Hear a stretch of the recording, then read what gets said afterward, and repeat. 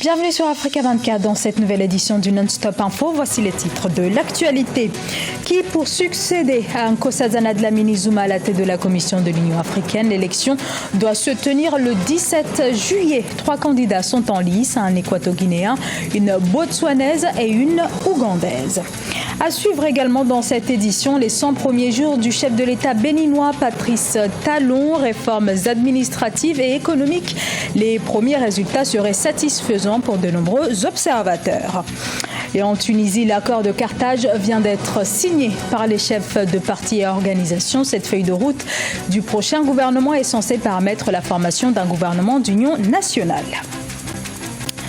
Le 27e sommet de l'Union africaine ouvert à Kigali depuis le 10 juillet sera en partie consacré à l'élection du nouveau président de la Commission. Cette élection pour la succession de Nkosazana Dlamini Zuma en place depuis 2012 devrait se tenir le 17 juillet dans le cadre du sommet des chefs d'État. C'est un reportage d'Olive Adjakotan, notre correspondant au Rwanda.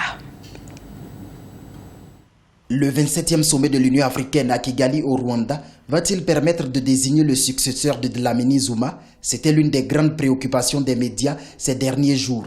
En effet, des informations crédibles font état de ce que la communauté économique des États de l'Afrique de l'Ouest, CEDEAO, militerait pour un report des élections.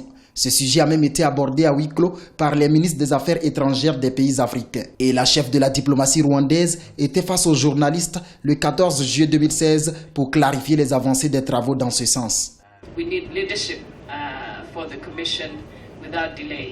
Nous voulons un bon leader à la tête de la Commission de l'Union africaine. C'est pourquoi, à quelques jours du sommet des chefs d'État, l'État attention continue dans ce sens. La conférence est souveraine, mais je reste convaincu que les élections se dérouleront ici à Kigali. Who knows? But my belief is that elections will go on. Alpha Omar Konaré, candidat issu de l'Afrique de l'Ouest, a été remplacé à la tête de la Commission de l'Union africaine par le Gabonais Jean Ping de l'Afrique centrale. Ce dernier a cédé son fauteuil à la Sud-Africaine Dlamini Zuma de l'Afrique australe. Selon certains observateurs, l'heure est venue de permettre à l'Afrique de l'Est de diriger la dite commission.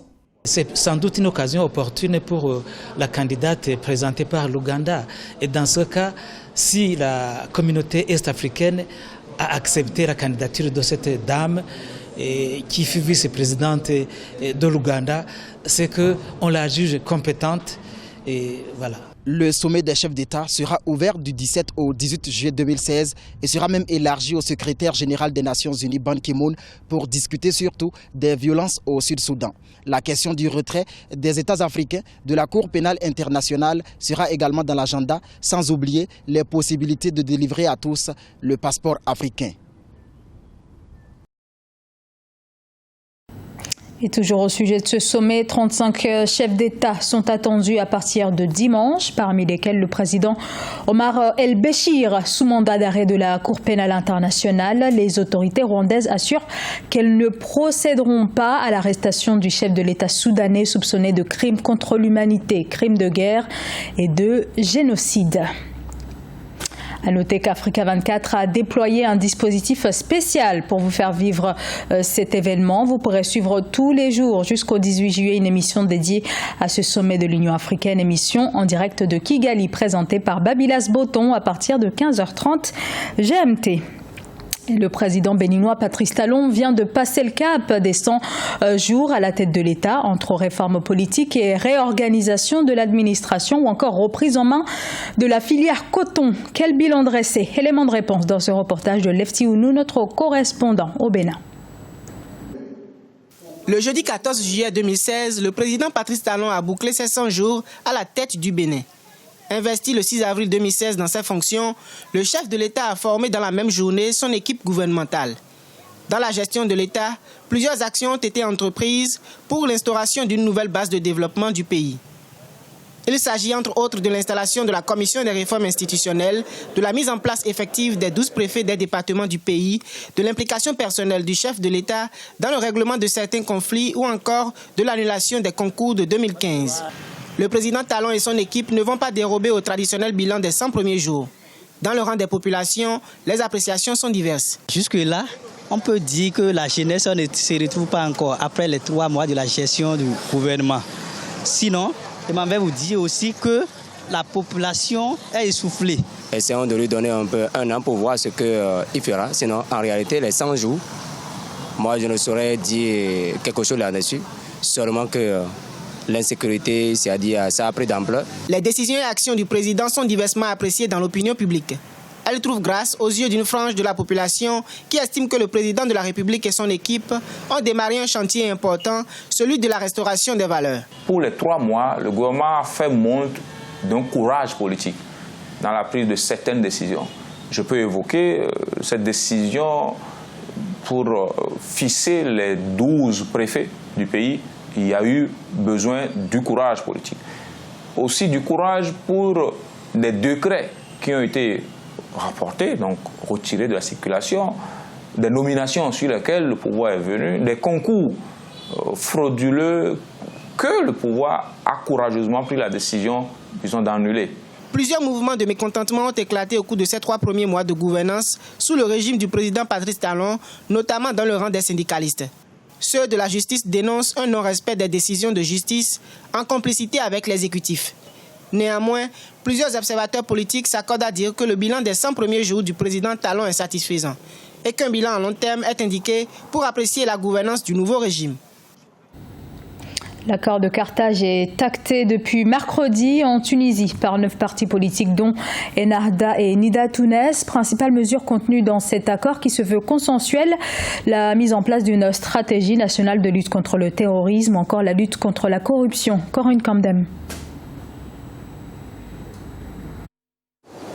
Signature de l'accord de Carthage ce mercredi 13 juillet à Tunis. Un document censé ouvrir la voie à la formation d'un gouvernement d'union nationale tunisien. Ce projet porté par le président Béji Caïd Essebsi a été signé au palais présidentiel par les 4 partis au pouvoir, dont Nida Tounes et Ennahda, le patronat UTICA, le syndicat UGTT ainsi que des partis politiques favorables à l'idée d'un changement du gouvernement.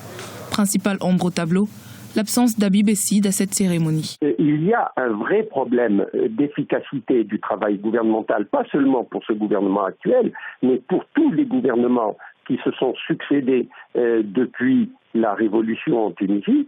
C'est pour cela que les hommes et les femmes qui aiment l'avenir de ce pays sont en train de se réunir actuellement pour proposer un vrai plan de croissance, de développement, d'emploi. Le problème étant posé, il ne faut surtout pas sauter directement au cou du Premier ministre puisque le système est plutôt parlementaire que présidentiel. Or, le seul habilité à changer de gouvernement, c'est le Parlement.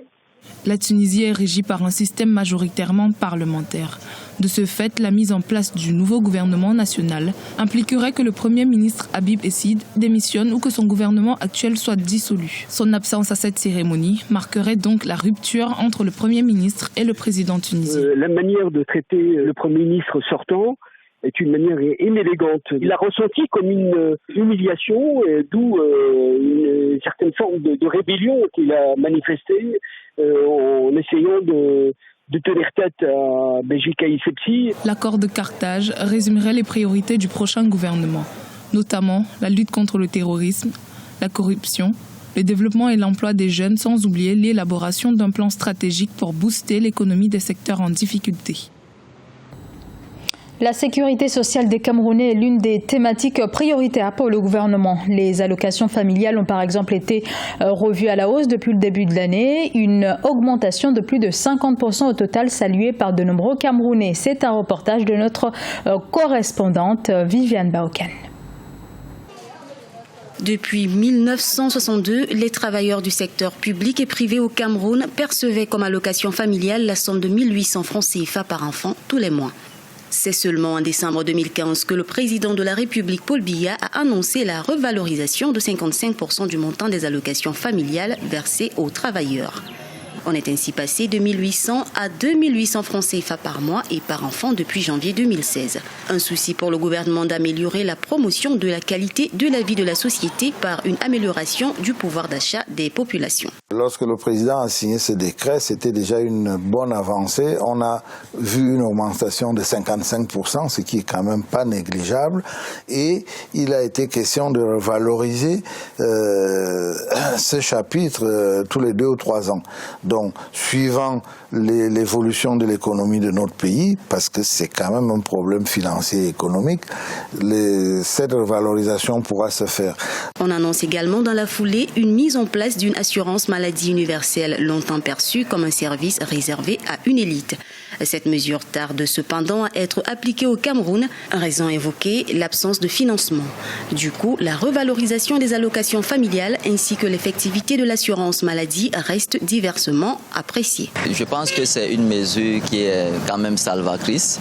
Vaut mieux que 1 que 0 et de manière pratique, sur le plan pratique, moi personnellement, c'est déjà effectif. Je ressens cela à travers mon salaire. C'est vrai que ce n'est pas grand-chose, mais on peut encore améliorer. Mais il vaudrait mieux quand même que ces allocations familiales. C'est vrai que ça a été amélioré, ça c'est vrai.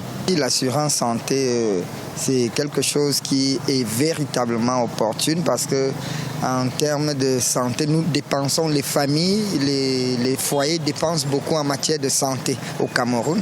Si déjà on parvient à résoudre cet épineux problème, je pense que le socle de la dépense ou encore les amortissements de dépenses dans nos foyers sera vraiment, il aura trouvé une solution, bien un satisfecit.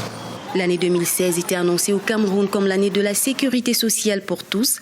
Les allocations familiales ont été revalorisées de 55% et le taux de cotisation sociale est passé de 7 à 8,4%. Quant à l'assurance maladie, seuls 2% de la population camerounaise en bénéficient. C'était le journal de la rédaction. Merci de l'avoir suivi. Dans un instant, une nouvelle édition de l'information sur Africa 24.